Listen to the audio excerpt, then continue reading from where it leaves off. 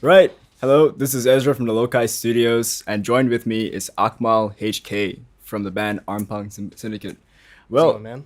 hey, what's up, man? So, Akmal, why don't you just run me through a quick introduction about yourself and how you started off your musical career and what you're doing right now at the moment? Yeah, Yeah.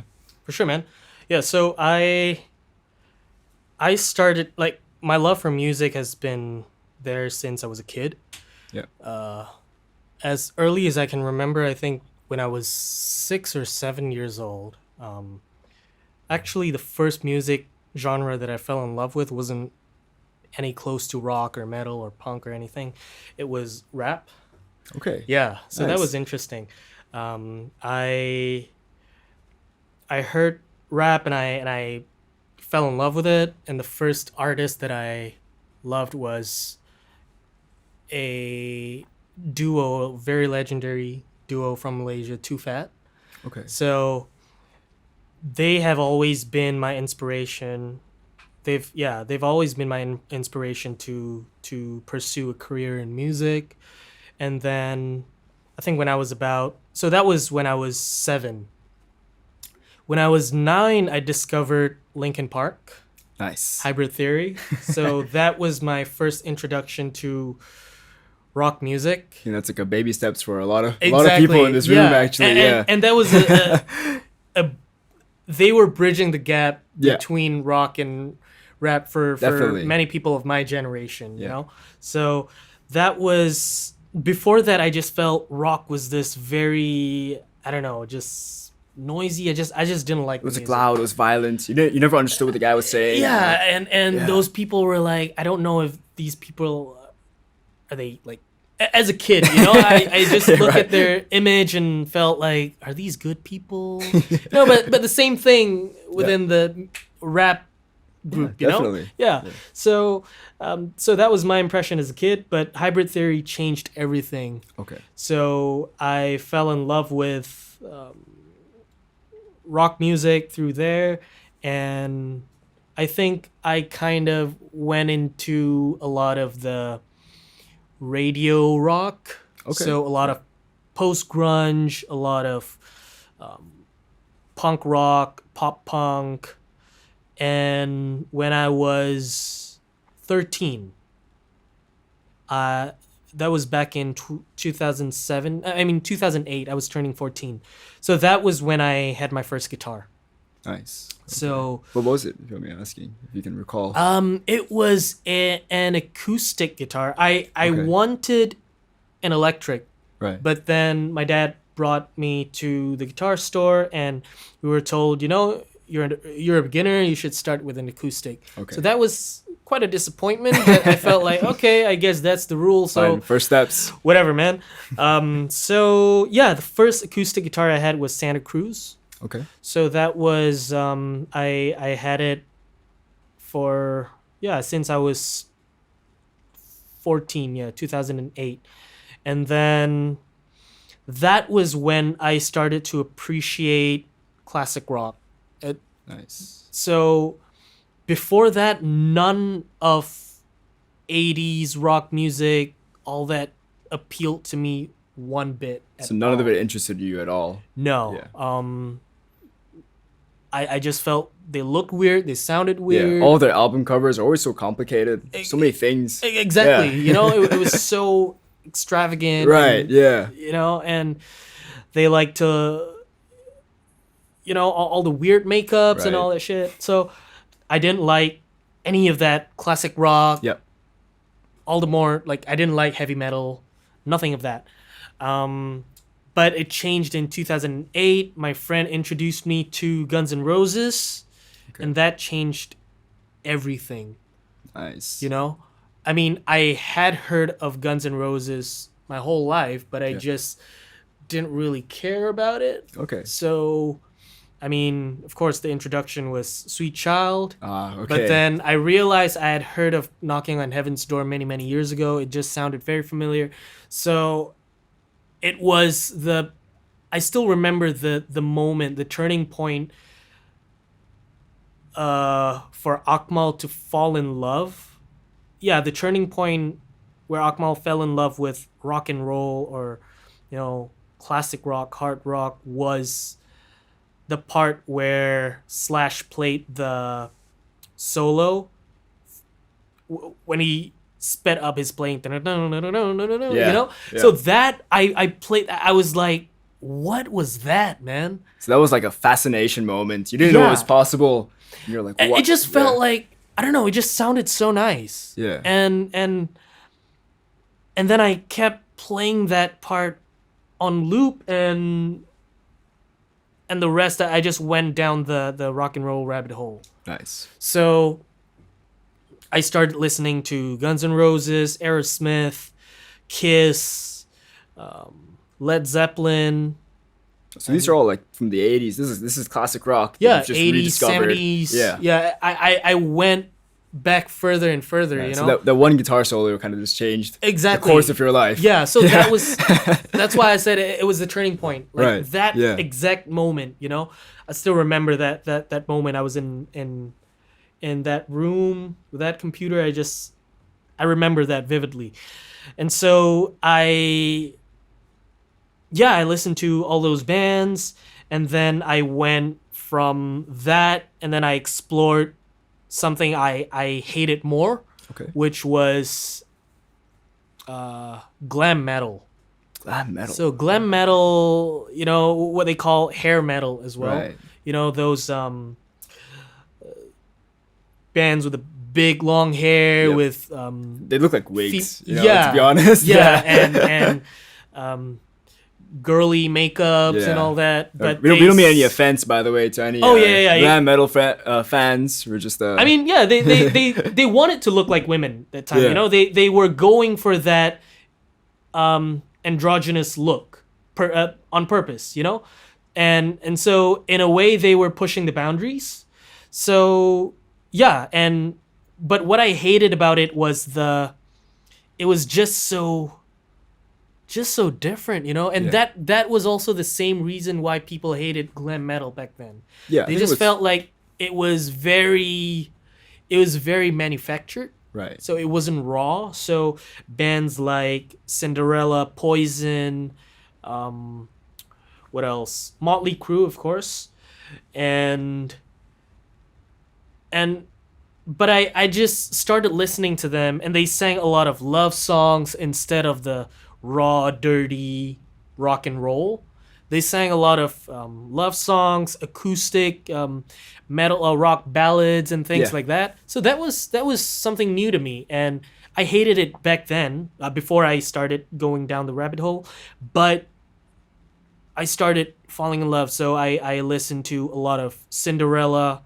I listened to a lot of Motley Crue. I still listen to them. They're one of my favorite bands. Like all time, just Yeah, kind of stuck yeah. with you. Yeah. Like it's there with Guns N' Roses, Led Zeppelin, and I just feel there's just a lot of I'm very much inspired by them. Okay, Motley Crue. so this whole thing started from just the stigma against like rock bands and glam metal and all these things because you found it really different. You found it, you know, I wouldn't want to say fear, but almost, you know, you weren't ready to tread into that. But suddenly there was these small switches Right. in your life, and that led you to go down this rabbit hole, and you found an appreciation for it almost. Yeah, for sure. Yeah. Because before that, it was all alternative rock. Right, You know, yeah. whatever that was playing on the radio, whatever that was mainstream or Yeah, like whatever you can get on the radio. accepted. Yeah, Exactly. whatever's accessible, I think. Yeah. So a lot of Daughtry, Nickelback. Okay. And also, you know, all of those teenage. Yeah, like maybe Pop Papa punk. Roach or something. Yeah. Yeah. Pop rock, even, you know, which I still enjoy, you know, but the change into rock and roll, into like my identity as a rock music fan, was that solo.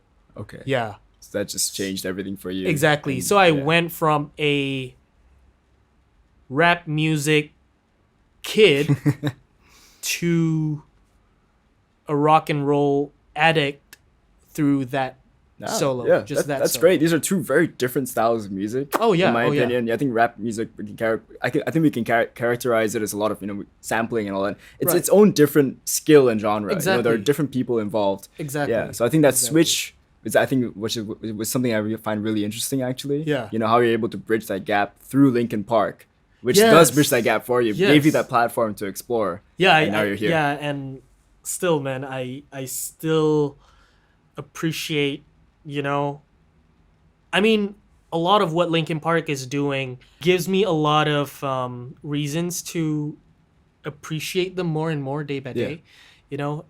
So yeah, thanks a lot, Linkin Park. Yeah. So Akmal, Yeah. tell me a bit about what you have going on over here. Okay, so this is Lexi. I named her. Nice. So it's an LTD AX 104. So this is my first bass ever, because I think I'm quite of a, I like to stand out Yeah. in the crowd. So I went for something that I wanted to be different. Yeah. So first I went for the looks, because it was my dream to have something like this, whether it was guitar or bass, and then I felt, I found this and I fell in love with it, and yeah, so I got this as my first bass, and it has been with me since 2019. Okay. Yeah. It's been quite a while actually. Oh yeah. A couple Oh yeah. of years, yeah. Yeah, but I haven't used it for shows that much, because I think I've progressed to, I know the kind of sound that I need. Yeah. And for Armpunk Syndicate, I'm looking for a slightly different sound. I'll still use it for certain different songs, but Okay. yeah, my main one right now is the jazz bass. Okay, so you've got a much different tone from your actual main bass that you play with your band. So what's the tone that you're trying to achieve from Lexi over here? Oh yeah. Yeah. So it's Lexi is, I think, the only other player that I see plays this bass is a black metal band. I don't remember the name. But yeah, so it's clear, but from the looks of it, from people who play it, it's a metal bass. Right. And I think back then also I was looking to play more of metal music, because I didn't know how much will I be playing or committing with this band that I just joined. Yeah. So I got this one. It has, the pickup is humbucker, so it has more of a solid tone, Okay.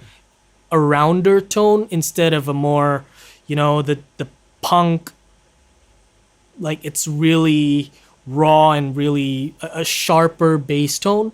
But I try to, with the pedal that I have, with some like the amp settings that I set, I try to get to as close as the sound that I desire to play in Armpunk Syndicate.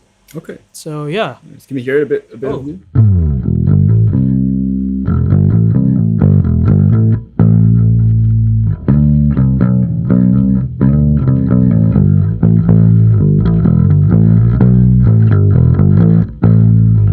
So it's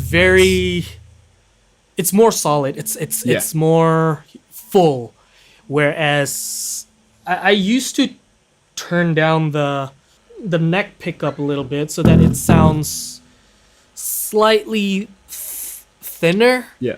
But yeah, because thin is the word. I didn't want thin. I want it wanted full. You sharp. want it to Yeah, be I still strong, want. yeah. Yeah. So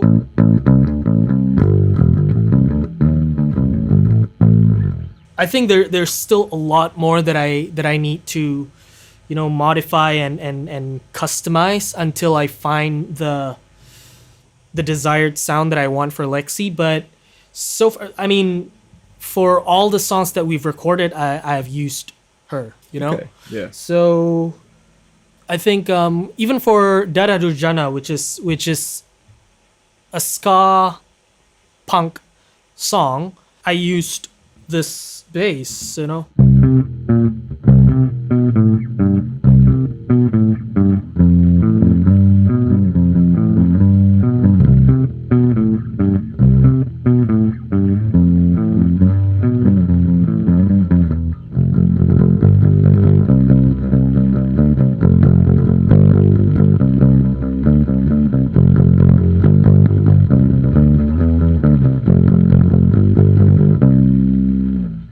So I Nice. think with the magic of the sound engineers and the producer, I think Some it was good. post-production magic, yeah. Yeah. Nice. So Okay. my main challenge with this bass is, I think, the ergonomics of it is just not. It just hurts my Okay. my fingers. Yeah.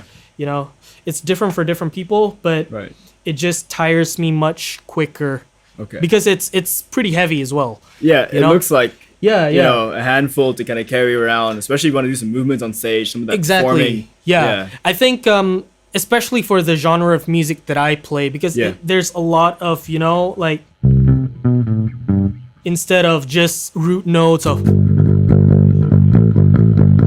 exactly. So it just hurts my fingers and Okay. my Yeah. right hand more. So I see. So that's Yeah. how the next bass comes into play. exactly. I see. Do you want to show us a bit about your pedal?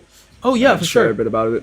Okay, so this is a Darkglass Alpha Omega Ultra. You know, honestly, I didn't know what to get because I was a bass newbie. I still am, and I'm still trying to figure out, you know, what other pedals do I need to introduce. But so far, this is what I have, which is both a preamp and also it has an overdrive, so it creates like a really solid sound compared to before when I wasn't using any pedal. Yeah. So this has the equalizer, and there's the growl and bite button on either side. So growl is shit. I don't even know what they're for, you know. Because if you're looking for a bassist like that, I'm the wrong guy. Because let me just be straight up. You know, I just set whatever that sounds good for me. Nice. You know, so I just got this one because they told me it sounds good. Yeah. I'm still learning how to use it, but when it comes to, you know, how to tune the knobs and how much mid do you want That's to like put a it? bit too much time to invest. Yeah. I mean, like I would invest in that Yeah, time, but definitely. so far right now it's just super punk, like Whatever works. You know, whatever works, whatever that sounds Yeah. good, you know. Tomorrow when I turn this on, it will be a different setting. Damn. Okay. So, but when I find the sound that I love, I'll take a picture of it. I'll make note of it, and Yeah. I study it. Like, what exactly do I like? Do I like the punchy part of it, or do I like the less treble, or the less bass, the less mid? Yeah, all Yeah. that basic stuff. But Okay. I don't know what makes one button different from another. I see. One is growl and one is bite. I think, you know, you just want it to sound more growly, or Right, like yeah. to have more of the bite. Or that sharp. Yeah, the sharp punch. Yeah, Yeah. exactly. Does that fit in a lot to Armpunk Syndicate? Like in a lot of the different styles and Oh, music yeah, you're playing? definitely. Do you often switch between both settings and change up a lot of things in your pedals? Not that much, to be Okay. honest, because I'm happy with what I already have. Yeah. Except for the switching between the clean and the distorted Yeah. sounds. So I definitely am more particular when it comes to the distortion for different songs. Okay. Yeah, but for the most part, when I play clean, it's just when I set one setting for during the sound check, and that's just it. I think it's also for the most part is because I haven't gotten a bass tech on stage that Okay. is Yeah. as invested in my sound yet. Right. So far all I have for my tech is just setting up and taking all the stuff down off stage, and so I'm still looking for someone who knows my stuff as much as I do. Yeah. So if you are out there, please reach out to me, man. Like I need you right now. So this, oh yes, now I remember. because of the name of the color, Scarlett. Scarlett. Yeah, Nice. so Scarlett and Lexi. So very sexy names in my opinion that I will never name someone that I care for. Okay. You know, because yeah, I don't want to name You're them just gonna that. think about bass when you think of them. Oh no, I'm gonna think about strippers. You know? Yeah, so yeah, Lexi and Scarlett, very sexy. Okay, so this is your main bass. Sorry for Yeah, Armpunk for now. Syndicate. And like I guess it's more ergonomic. You know, Definitely. it's a bit easier to shift and whatnot. It's tell me- yeah, the neck is shorter Yeah. and it's definitely more ergonomic. My fingers are used to this bass now, and yeah, so when you're on stage, the stamina you need to balance between playing well and also entertaining the crowd, being, you know, Right. all the movements and the showmanship. This definitely is more suitable for Armpunk Syndicate, and it sounds really nice as well. So this has more of the punchy Yeah. This is more of sound your that I'm funk. looking Yeah. for. Yep.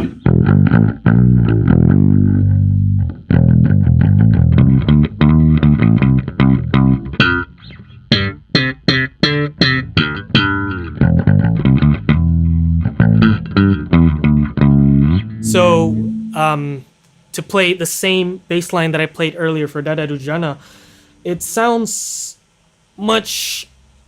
It sounds. It's easier to sound better Yeah. without much, you know, setting and all that complicated stuff. So I just plug it in, have my preferred settings on my pedal and my guitar. It's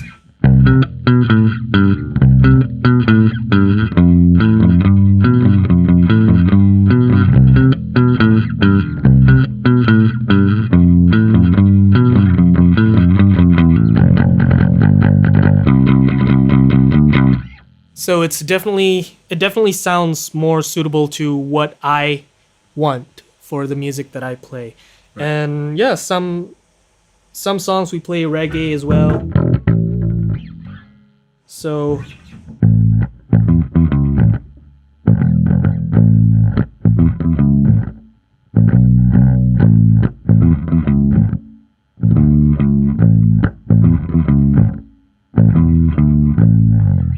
So it just works, you know? Nice. So how did you come to find this bass? You know, you started off with that, Yeah. and then I guess you realized there's some bit of trouble. I think, Right. Or did you find this first and be like, "Wow, this is something new for me"? No, not really. I was definitely looking for something that sounds more traditionally Yeah. punk, Okay. and not just that, but also something that is more what do you call it? Versatile. Right. So, because I want to learn other Yeah. You genre as a you wanna bassist explore, as well. Right? Yeah. Right. So I want to learn pop music, R&B, funk, and stuff like that. So I felt like I want something that is suitable for all that, you know. And why not just go for something that people always use? Right. You know, Fender, and then there's always that jazz bass or precision, jazz or precision.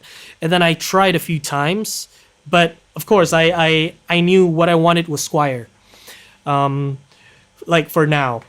And so I tried both of them. It was a very difficult decision to make, but for now I want the sharp, the trebly sharpness that you get in a jazz bass. So that's what I'm looking for as well.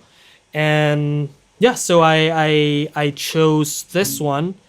And of course I got the 40th anniversary edition. That's why I got this really beautiful color of Yeah, it's a really nice velvet wine red. exactly, Sort of thing, yeah. and the gold, Right. because I was walking past Sweely that one time, and I just saw like, oh, 40th anniversary, you know, special edition, And so I think that was many, many months, almost a year before I finally got it. Yeah. You know? So I was praying that it's not sold out yet. At one point, they didn't have, I think, one of the colors. It was white or it was black, you know? Okay.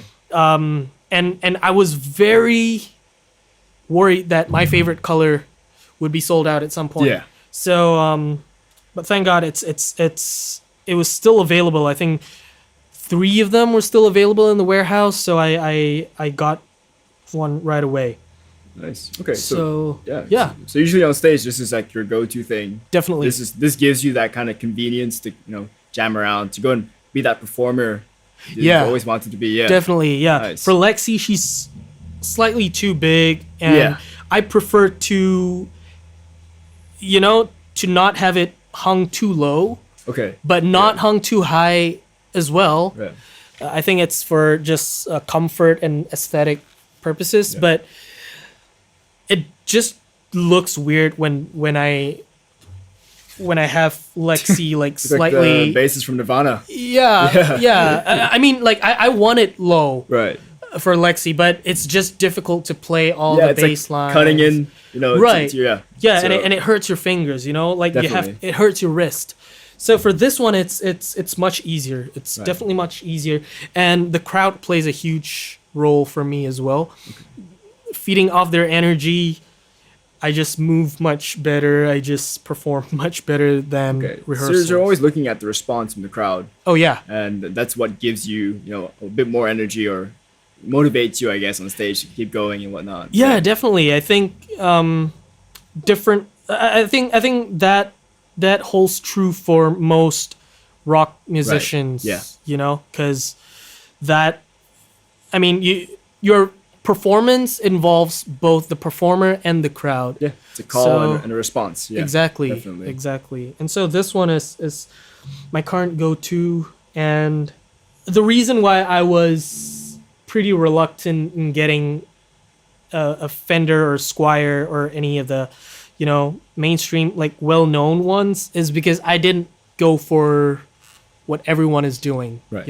I just like to do something different, introduce something different as well as So when I got the jazz bass, I felt, many people have jazz bass, and then I went for the color.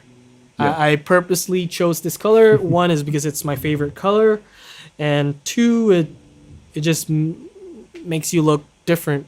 Nice. from Oh, other- definitely. Yeah. I've never seen a bass with this very soft texture. It looks kind of retro almost. Yeah.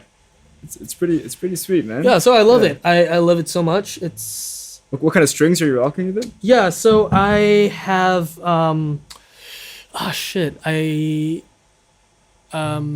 whatever Steve Harris from Iron Maiden uses, that swing bass string. I think that one. So we're gonna make the viewers go do some research. Exactly, They really want yeah. this information. Yeah, because I don't give out information that easily. That's why. And I love what it sounds like when it's on distortion as well. So I think the fuzz is much clearer in this bass compared to Lexi. I think at least while using this pedal, you know. So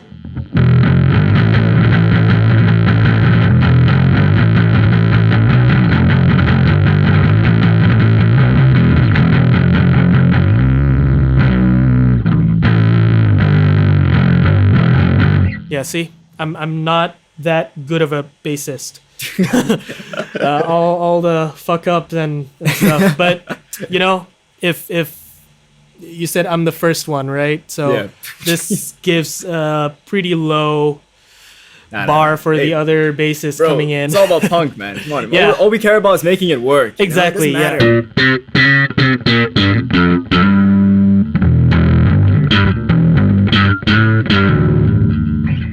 So yeah, this is the bass for me for now. Nice. Okay, and like in terms of the band, like where do you kind of fit in? Playing a jazz bass. you're always having those really punchy sounds, right? Are you more in the forefront on the audio side, or Right. are you setting kind of the background, the layer for the rest of your team to move? Yeah, I think when you're playing something like ska, Yeah. right? The bass line is always, like people always listen to the bass line because the rest of them are playing the upbeat rhythm. So yeah, when it comes to playing ska punk music, the bass will have to be on the forefront a little bit. But when we play punk rock music, like one of our songs, Noisy Punk, for example, my position is the traditional, play the bass, the bass notes.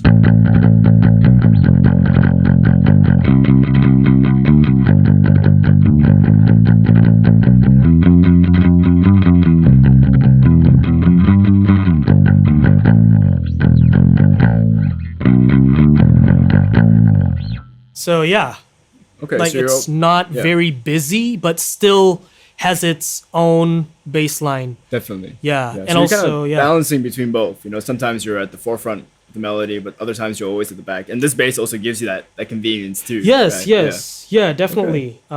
Because if I need to be on the forefront, it already sounds pretty Yeah. Pretty out punchy. there. Yeah. Already. So if I were to play something like